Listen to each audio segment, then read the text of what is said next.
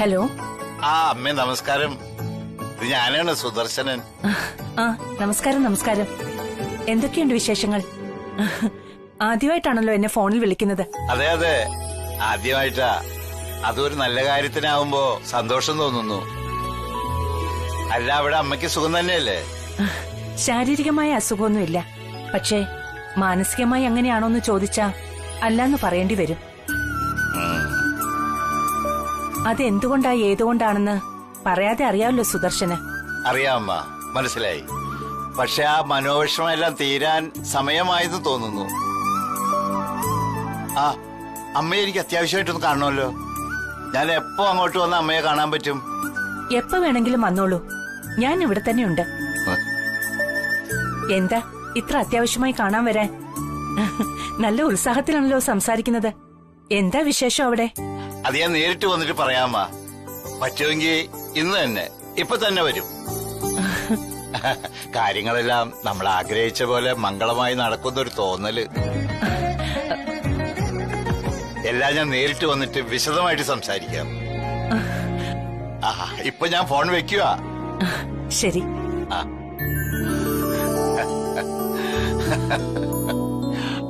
സരോജം. ശ്രീലക്ഷ്മിയുടെ അച്ഛന്റെ സംസാരത്തിൽ നല്ല ഉത്സാഹം. ഇങ്ങോട്ട് വരുന്നു പറഞ്ഞു. രവി എവിടെ? രാവിലെ പുറത്തുപോയി. ഒന്നും പറഞ്ഞില്ല എന്നോട്. കാർ എടുക്കാതെ ടാക്സി പിടിച്ചാ പോയത്. അതെന്താണെന്ന് മനസ്സിലായില്ല. ടാക്സി പിടിച്ചോ?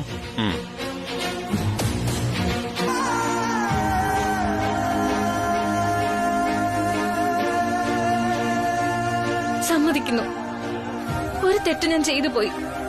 എല്ലാവരും ഒരുമിച്ച് ആവശ്യപ്പെട്ടിട്ടും വിവാഹത്തിന് സമ്മതിച്ചില്ല എന്ന വലിയ തെറ്റ്. ജീവിതം കൊണ്ട് മാത്രമേ എനിക്ക് ആ തെറ്റ് തിരുത്താൻ കഴിയൂ. ആ ജീവിതം സാറിനുള്ളതാ. സാറാ എന്നെ കുപ്പത്തൊട്ടിയിൽ നിന്നും കൈപിടിച്ചുയർത്തിയത്. നീരേറ്റ് കോളനിയിലെ നരച്ചു നരകിച്ച ജീവിതത്തിൽ നിന്നും നിറമുള്ള മറ്റൊരു സ്വപ്നലോകം സാറാ എനിക്ക് കാണിച്ചെന്ന് ക്ഷണിച്ചത്. എന്നിട്ട് ഞാനത് തട്ടിക്കളഞ്ഞത് എന്റെ അവിവേകം, അറിവില്ലായ്മ. ഇപ്പൊ ഞാൻ അതിന് ക്ഷമ ചോദിക്കുന്നു. സാറ് ക്ഷമിക്കണം. മാപ്പ്.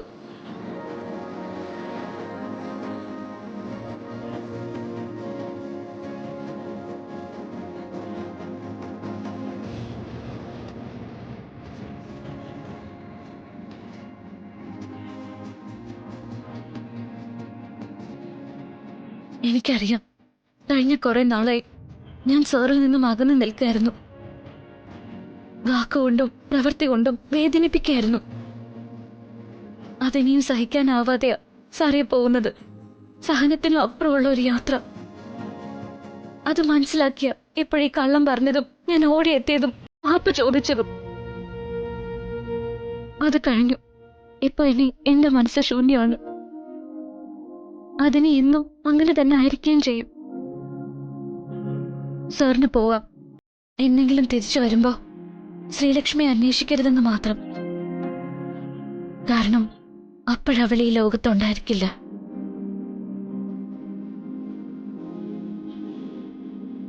രവിവർമ്മനില്ലാത്ത ലോകത്ത് ശ്രീലക്ഷ്മി ജീവിച്ചിരിക്കില്ല എന്നർത്ഥം.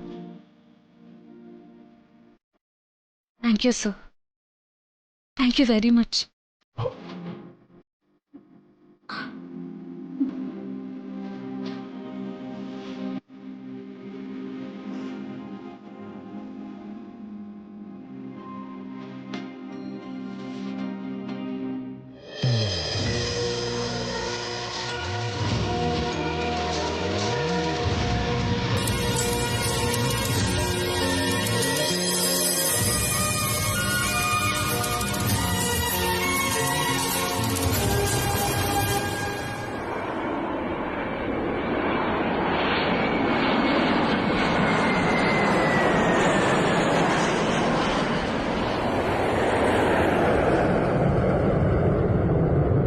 ശ്രീലക്ഷ്മി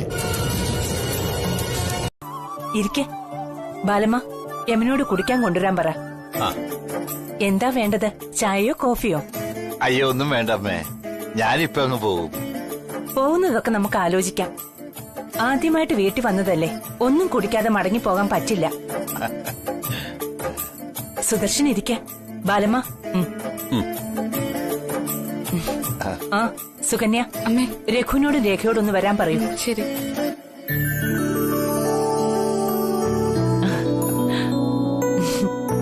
പിന്നെ എന്തുണ്ട് വിശേഷങ്ങള്? സരോജത്തിന് സുഖം തന്നെയല്ലേ? സുഖായിരിക്കുന്നു അമ്മേ. സുദർശൻ ആദ്യമായിട്ടാണല്ലോ ഇവിടെ ഈ വീട്ടിലേക്ക് വരുന്നത്. അതെ. വീട് കണ്ടുപിടിക്കാൻ ബുദ്ധിമുട്ടൊന്നും ഉണ്ടായില്ലല്ലോ അല്ലേ? ഏയ് ഇല്ല. രവിവർമ്മൻ സാറിന്റെ പേര് പറഞ്ഞപ്പോ തന്നെ ആൾക്കാര് കാണിച്ചു തന്നു. സത്യം പറഞ്ഞ ഇതുവരെ ഇവിടെ വരാതിരുന്നതിൽ വിഷമം തോന്നി. ഏയ് അതൊന്നും സാരമില്ല. സുദർശന് എപ്പോ വേണമെങ്കിലും വരാലോ. അല്ല, എന്തോ സന്തോഷ വാർത്ത പറയാനുണ്ടെന്ന് ഫോണിലൂടെ പറഞ്ഞിരുന്നല്ലോ. അത് പിന്നെ എങ്ങനെ പറയണോന്ന് വെച്ചാ,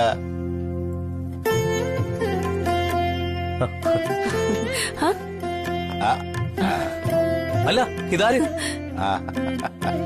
നമസ്കാരം സാർ. നമസ്കാരം മാഡം. നമസ്കാരം. നമസ്കാരം.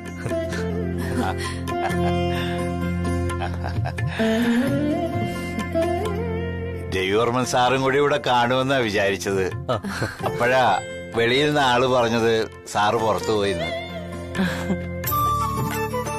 സാരമില്ല, നിങ്ങൾ എല്ലാവരും ഇവിടെ ഉണ്ടല്ലോ. ഇനി ഞാൻ വന്ന കാര്യം സന്തോഷത്തോടുകൂടി പറയാം. ഞങ്ങളുടെ ശ്രീമോള് രവി സാറുമായുള്ള വിവാഹത്തിന് സമ്മതിച്ചു.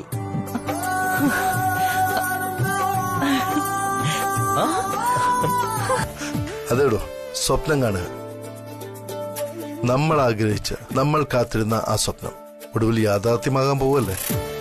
പിന്നെ എങ്ങനെയാ സ്വപ്നം കാണാതിരിക്കുക? താൻ തന്നെ പറയും. ഇത് കേട്ടാ സാറിന് കവിത എഴുതാൻ ഉദ്ദേശമുണ്ടെന്ന് തോന്നുമല്ലോ.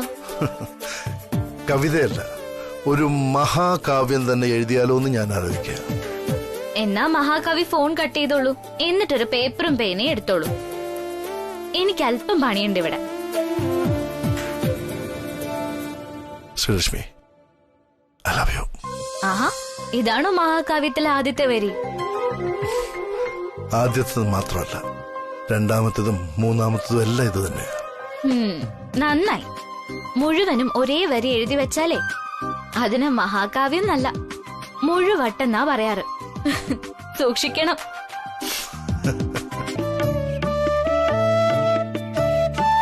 അമ്മേ നാരായണ, ദേവി നാരായണ, ലക്ഷ്മി നാരായണ, ഭദ്രേ നാരായണ. അമ്മേ നാരായണ, ദേവി നാരായണ, ലക്ഷ്മി നാരായണ, ഭദ്രേ നാരായണ. അമ്മേ നാരായണ, ദേവി നാരായണ. മോളെ ശ്രീ, നീ ഇങ്ങോട്ടൊന്ന് വന്നേ. ഭദ്രേ നാരായണ.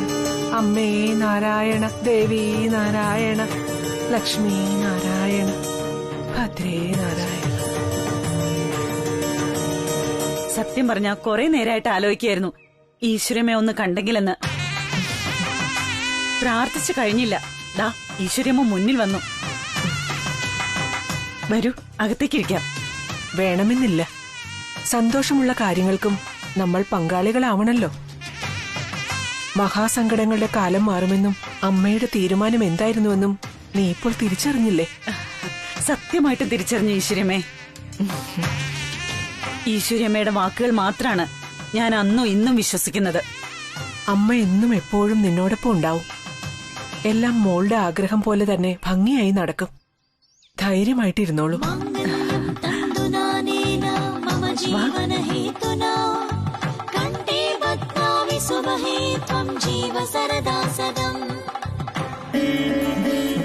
ഈ നേരത്തെ ഈശ്വരമേ കൂടെ വന്നപ്പോ മനസ്സിന് വല്ലാത്ത സന്തോഷം. ആ സന്തോഷം എപ്പോഴും നിലനിൽക്കട്ടെ.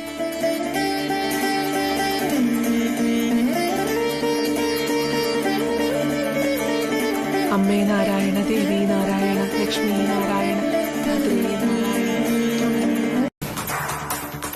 എന്തുണ്ട് വിശേഷങ്ങൾ? നല്ല വിശേഷങ്ങൾ. അടിപൊളിയല്ലേ? അല്ല, മാഡത്തിന്റെ ഫോൺ എന്താ സ്വിച്ച് ഓഫ് ആണെന്ന് പറയുന്നു? ഏയ് ഇല്ലല്ലോ. ഓ മൈ ഗോഡ്, ഇത് ചാർജ് തീർന്ന് ഓഫായി പോയെന്ന് തോന്നുന്നു. അല്ല, എന്തുപറ്റി ചോദിക്കാൻ? ഗായത്രി ദേവിയമ്മ മാഡത്തെ വിളിച്ചിരുന്നു. രവി സാറിന്റെ അമ്മ മാഡത്തെ കിട്ടാത്തത് കൊണ്ട് എന്നോടൊരു മെസ്സേജ് പാസ് ചെയ്യാൻ പറഞ്ഞിരിക്കുക. എന്ത് മെസ്സേജ്? മാഡം, അത്യാവശ്യമായി ആ വീട് വരെ ഒന്ന് ചെല്ലണമെന്ന് പറഞ്ഞു. എന്തു പറ്റി? എന്താ കാര്യമെന്ന് പറഞ്ഞു സാറിനോട്? കൃത്യമായി പറഞ്ഞില്ല, എന്നാലും പെട്ടെന്ന് ചില സംഭവ വികാസങ്ങളൊക്കെ ഉണ്ടായതുകൊണ്ടാണെന്ന എന്റെ ഒരു വിചാരം. എന്ത് സംഭവ വികാസങ്ങൾ? പറയാം. നമ്മുടെ ശ്രീലക്ഷ്മി മാഡം സ്വന്തം വിവാഹത്തിന് സമ്മതിച്ചു. ആരുമായിട്ടുള്ള വിവാഹത്തിന്? ആ സച്ചി വീണ്ടും തിരിച്ചു വന്നോ? ഏയ്, സച്ചിയല്ല, വരൻ നമ്മുടെ ബോസാ. സാക്ഷാൽ രവിവർമ്മൻ സാറ് തന്നെ. വാട്ട്?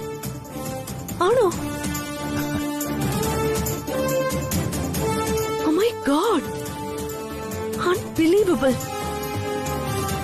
രവിവർമ്മൻ സാറിന് വേണ്ടാന്ന് പറഞ്ഞ ആള് ഇപ്പൊ വീണ്ടും വിവാഹത്തിന് സമ്മതിച്ചെന്നോ? ഭയങ്കരം തന്നെ. Rajaram sir, let me tell you one thing. അവൾക്ക്, ഈ ശ്രീലക്ഷ്മിക്ക്, അവൾക്ക് മെന്റലി എന്തോ പ്രശ്നമുണ്ട്. ഈ വിവാഹം നടന്ന രവിവർമ്മൻ സാറിന്റെ ലൈഫ് കട്ടപ്പോകുകയാണെന്ന് ഉറപ്പാ. ആയിരിക്കാം. പക്ഷേ ഈ വാർത്ത അറിഞ്ഞ് രവിവർമ്മൻ സാറിന്റെ വീട്ടിലുള്ളവരും ശ്രീലക്ഷ്മി മാഡത്തിന്റെ വീട്ടിലുള്ളവരും വളരെ സന്തോഷത്തിലാ. മാഡം മാത്രം എന്താ പിന്നെ ഇങ്ങനെ പറയുന്നേ? കാര്യമുണ്ട്. അല്ല, ഞാനൊരു ചോദ്യം അങ്ങോട്ട് ചോദിക്കട്ടെ. ഈ ഓന്തിനെ പോലെ മിനിറ്റിന് നിറം മാറുന്ന ഒരു സ്ത്രീയോടൊപ്പം എന്ത് ധൈര്യത്തിലാ രവിവർമ്മൻ സാർ ജീവിക്കാൻ പോകുന്നത് എന്നൊക്കെ ചോദിച്ചാൽ എനിക്ക് മറുപടി ഇല്ല മാഡം. പക്ഷേ ഒരു കാര്യം ഞാൻ പറയാം, രവിവർമ്മൻ സാർ ആ കുട്ടിയെ ഒരുപാട് ഇഷ്ടപ്പെടുന്നു. എന്തൊക്കെയോ സംഭവിച്ചെങ്കിലും ശ്രീലക്ഷ്മി മാഡം ഇപ്പോൾ വിവാഹത്തിന് സമ്മതിച്ച സ്ഥിതിക്ക് നമ്മളതിനെ സപ്പോർട്ട് ചെയ്യാണ് വേണ്ടത്. ഈ അവതാര പ്രവിയിൽ ഒടുവിൽ നീ വിവാഹത്തിന് സമ്മതിച്ചല്ലോ. Happy ഗേളിന് congratulations. ഇനി പറ, നിനക്ക് ഞാൻ എന്ത് സമ്മാനം വാങ്ങി തരേണ്ടത്? അയ്യോ, ഈ സന്തോഷം ഷെയർ ചെയ്യാൻ.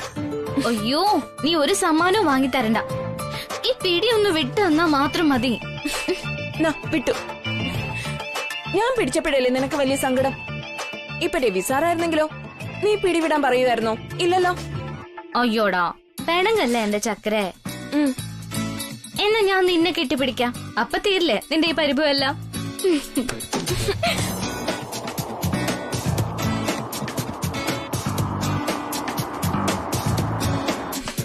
ഓ, മനസ്സിലായി. ഇത് ട്രെയിനിങ് ആയിരിക്കും. ഇനി അവിടെ ചെന്നിട്ട് രവി സാറിനോട് ഇങ്ങനെയൊക്കെ ചെയ്യേണ്ടതല്ലേ? അവളുടെ ഒരു കെട്ടിപ്പിടുത്തം.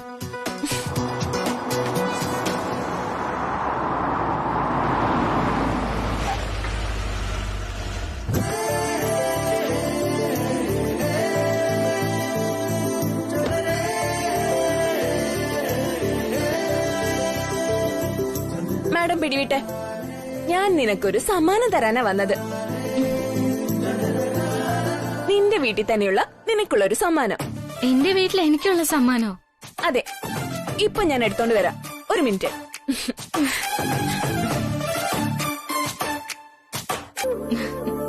താൻ ധൈര്യമായിട്ടിരുന്നു. പണ്ട് കുറച്ചുനാള് ഇതായിരുന്നില്ല എന്റെ പണി. ചെലപ്പോ ആയിരിക്കും. പണ്ട് ജീവിക്കാൻ വേണ്ടി എന്തൊക്കെയോ ജോലികൾ ചെയ്തിട്ടുണ്ടെന്നല്ലേ പറഞ്ഞത്? നാട്ടിലെ പെണ്ണുങ്ങളുടെ കയ്യില് മൈലാഞ്ചിടാൻ നടന്നിട്ടില്ലെന്ന് ആര് കണ്ടു? അടി.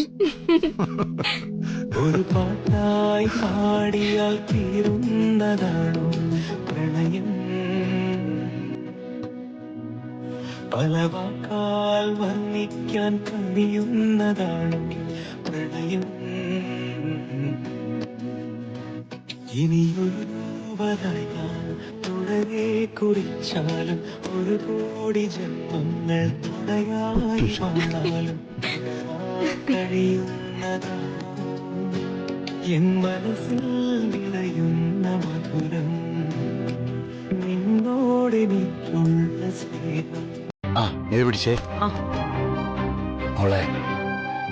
ഈ രവി സാറിന്റെ ജാതകം ദൈവത്തിന്റെ മുമ്പിൽ വെച്ചേക്ക്. ശരി അച്ഛാ.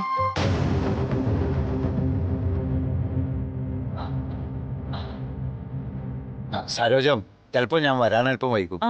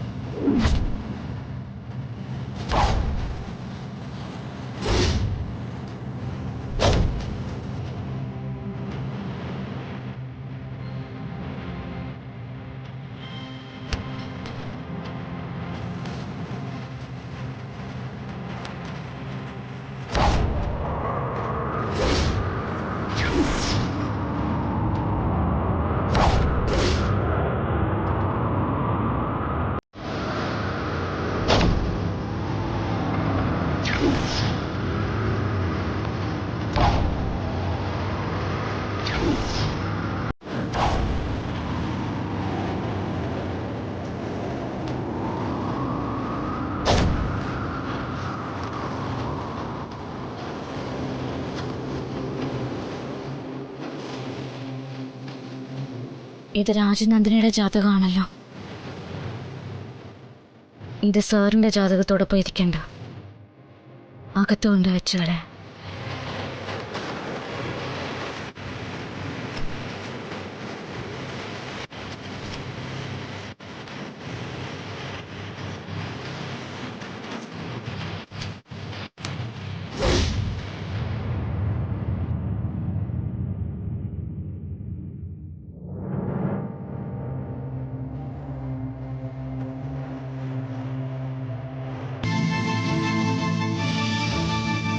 ഞാനും ഇത് കേട്ട് ഞെട്ടിയിരിക്കുക ഗായത്രിയമ്മ.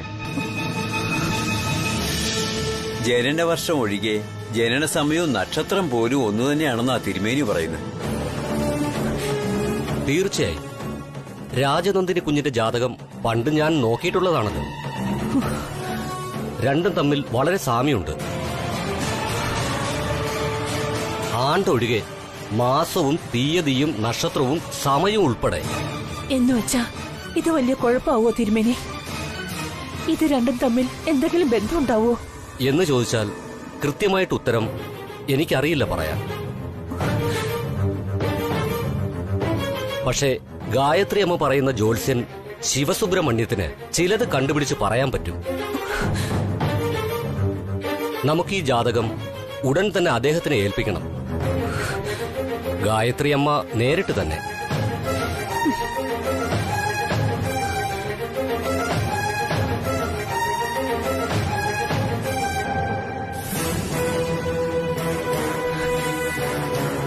ഇതെല്ലാം കേട്ടിട്ട് ഉള്ളിൽ ചെറിയൊരു ഭയം തോന്നുന്നുണ്ടല്ലോ തിരുമേനി. വന്നു കയറിയ സന്തോഷം ഒന്നാകെ അസ്തമിക്കുമെന്നൊരു ഭയം. പേടിക്കേണ്ട ഗായത്രി അമ്മേ, ലോകത്തുള്ള എല്ലാ പ്രശ്നങ്ങൾക്കും പ്രതിവിധികളും കാണുമെന്ന് തീർച്ചയല്ലേ? നമ്മളെല്ലാം മുൻകൂട്ടി മനസ്സിലാക്കിയാൽ പരിഹാരം ചെയ്യാവുന്നതേയുള്ളൂ. അതെ, അങ്ങനെയാണെങ്കിൽ ഉടനെ തന്നെ ജോത്സ്യനെ ഒന്ന് പോയി കണ്ട് ജാതകം കാണിക്കാം. ബാലമ്മ, ശ്രീലക്ഷ്മിയുടെ ജാതകത്തിനൊപ്പം രാജനന്ദിനിയുടെയും രവിയുടെയും ജാതകത്തിന്റെ കോപ്പി കൂടി എടുത്തു വെക്കൂ. എല്ലാം ഒരുമിച്ച് തന്നെ കാണിച്ചു കളയാൻ നമുക്ക്. അതവിടെ ശ്രീലക്ഷ്മിയുടെ ജാതകം മാത്രമേ കാണുന്നുള്ളൂ ഗായത്രിയമ്മേ. ഞാൻ ഇന്നലെ രാജനന്ദിനി കുഞ്ഞിന്റെ ജാതകവും രവിക്കുഞ്ഞിന്റെ ജാതകവും ഒരു കവറിലെടുത്തു വെച്ചിരുന്നു. ഗായത്രിയമ്മ ശ്രീലക്ഷ്മിയുടെ വീട്ടിലേക്ക് രവിക്കുഞ്ഞിന്റെ ജാതകം കൊടുത്തുവിട്ട കൂട്ടത്തിൽ അതും കൂടി ആയിപ്പോയോന്നാ എന്റെ ഒരു സംശയം. എന്റെ ഈശ്വര, വർഷം ഒഴികെ രണ്ട് ജാതകത്തിലെയും വിവരങ്ങൾ ഒന്നാണെന്ന് പറയുന്നു. അങ്ങനെയാണെങ്കിൽ ജാതകത്തിനൊപ്പം രാജനന്ദിനിയും ആ വീട്ടിലേക്ക് പോയതായിരിക്കുമോ ശ്രീലക്ഷ്മിയെ കാണാൻ?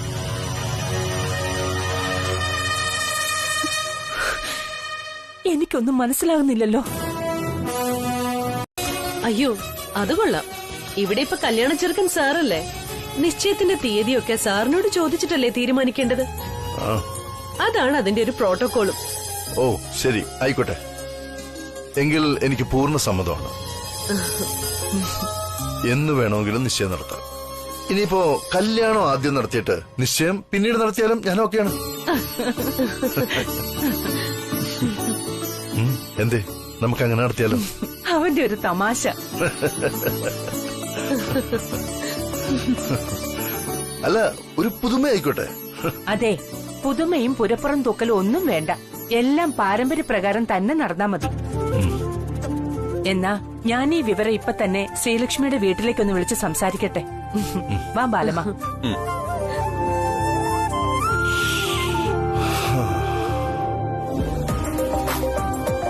Excuse me. യെസ്. സാർ ഇങ്ങനെ കോമഡിയൊക്കെ പറയുമെന്ന് ഞാൻ കരുതിയതേയില്ല. I think you are in a mood of excitement. അങ്ങനെ തോന്നിയല്ലേ? തോന്നി. Then it's true.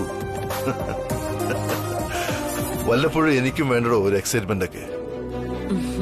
രവിചന്ദ്രവർമ്മൻ ഒരു മനുഷ്യനാണ്. സോഫ്റ്റ് ഫീലിംഗ്സ് ഒക്കെ എനിക്കുണ്ട്.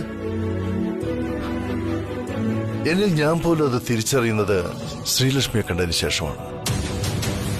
Anyway, all is well. എനിക്കും തനിക്കും ശ്രീലക്ഷ്മിക്കും എല്ലാം. അപ്പൊ കാര്യങ്ങൾ നടക്കട്ടെ. Good night.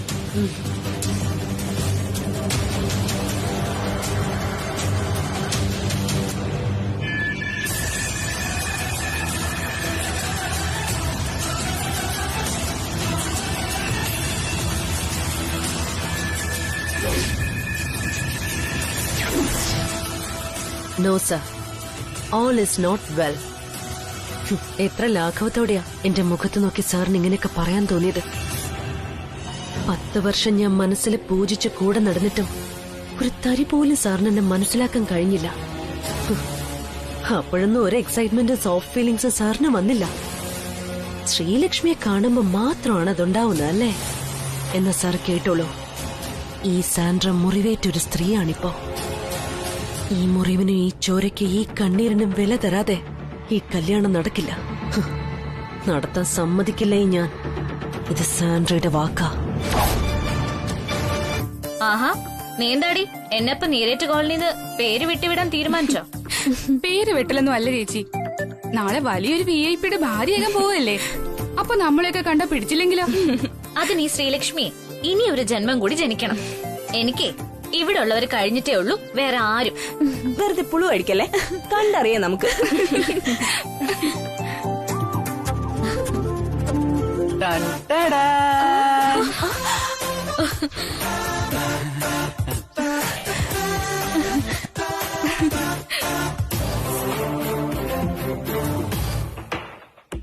നീ ഇതെപ്പോ എത്തി? ഞാൻ രാവിലത്തെ ഫ്ലൈറ്റിന്. സോറി, ബസ്സിന് വന്നു.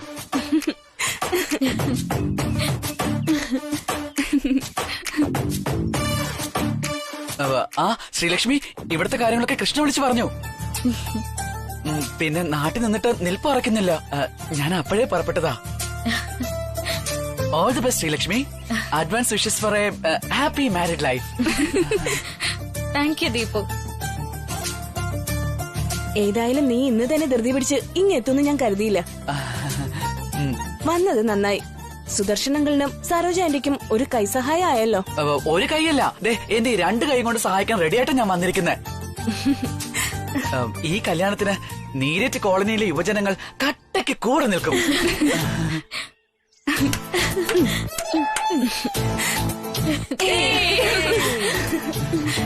മരക്കഴുത, അവൻ കെട്ടേണ്ട പെണ്ണിനെയാ വേറൊരുത്തിനെ കെട്ടാൻ വേണ്ടി സഹായിച്ചു കൊടുക്കാൻ ഓടി വന്നിരിക്കുന്നത്.